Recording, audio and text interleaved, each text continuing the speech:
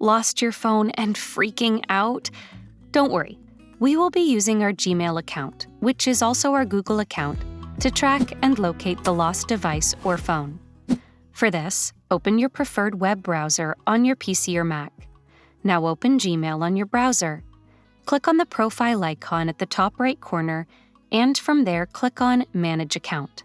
From the left pane, click on Data and Privacy. Now scroll down till you find the option named Your Devices. Click on it to open. Once the page is open, all you need to do is scroll down and find your stolen or lost device. Ensure the device is configured already with the Google account from which you are accessing the phone. Once you have found the device, click on it. You can see the option Find Device. Click on it. Now the device will show. Contacting device, and in a few moments, it will track down the location of the device.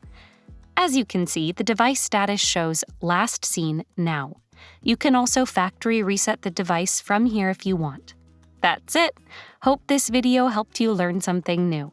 For more tech tips and tricks like these, subscribe to Guiding Tech and discover one of these videos handpicked just for you.